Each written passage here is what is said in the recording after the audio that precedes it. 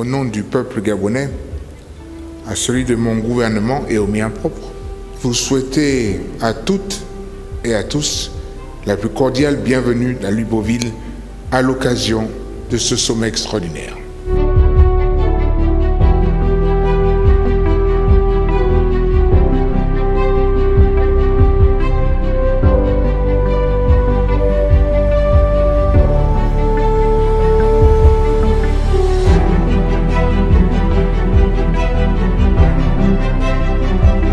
Qu'il me soit également permis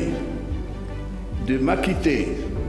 d'un impérieux et agréable devoir, celui d'exprimer toute notre gratitude à son Excellence M. Ali Bongo Ondimba, président de la République gabonaise, chef de l'État, président en exercice de la Communauté économique des États de l'Afrique centrale,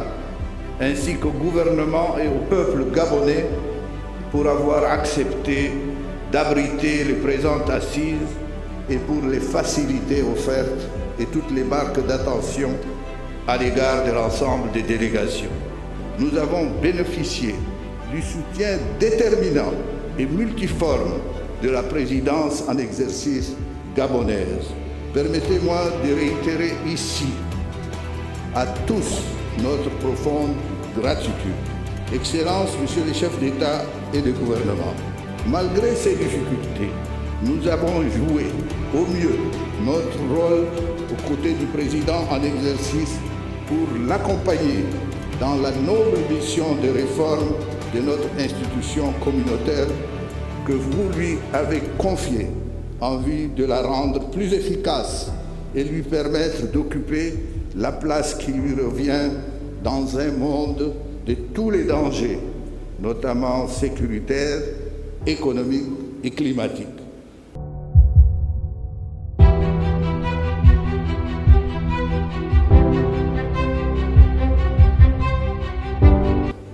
Cette réforme est le fruit d'une collaboration sous-régionale, d'une vaste campagne de sensibilisation et de la mobilisation des volontés politiques des États membres de la CAC. Je voudrais saisir cette opportunité pour rendre un vibrant hommage au président en exercice de la CAC, son Excellence Ali Bongo Ondimba, président de la République gabonaise, qui s'est personnellement investi pour fédérer les énergies de ses pairs et l'ensemble des États membres derrière ce projet de réforme ambitieux. Mes félicitations sont également tournées vers le secrétariat de la CAC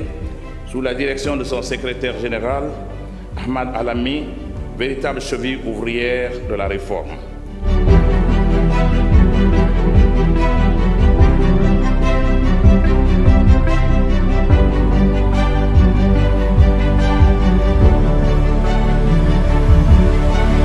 CAC, avec les autres communautés régionales et l'harmonisation de sa posture avec l'évolution du contexte continental africain, se présente comme l'âme de la réforme en phase d'adoption. On sait à quel point cette adéquation est en parfaite harmonie avec le rôle dévolu dans la réforme de l'organisation continentale aux communautés économiques régionales dans l'accomplissement de l'intégration économique du continent.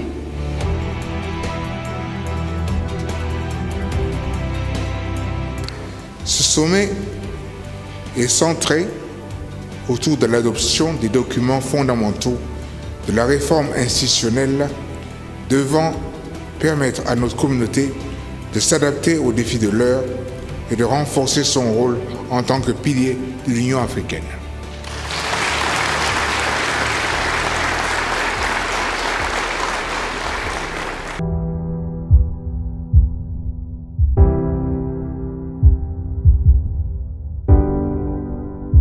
Au terme de leurs travaux,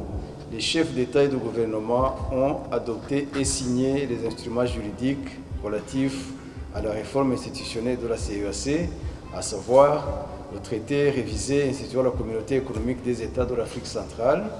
le protocole révisé relatif au Conseil de paix et de sécurité de l'Afrique centrale, le règlement financier révisé de la communauté économique des États de l'Afrique centrale, le statut du personnel révisé de la communauté économique des États de l'Afrique centrale, le cadre organique de la Commission de la Communauté économique des États de l'Afrique centrale. Ils ont pris l'engagement de procéder à la ratification du traité révisé signé ce même jour dans un délai maximum de 6 mois. À cet effet, ils ont instruit le président du Conseil des ministres et le secrétaire général de la CEAC d'assurer le suivi de la mise en œuvre du processus de ratification. Ils ont réaffirmé leur engagement d'appliquer le mécanisme de la contribution communautaire d'intégration afin de garantir la mise en œuvre efficace et soutenable de la réforme institutionnelle et l'atteinte des objectifs de la communauté.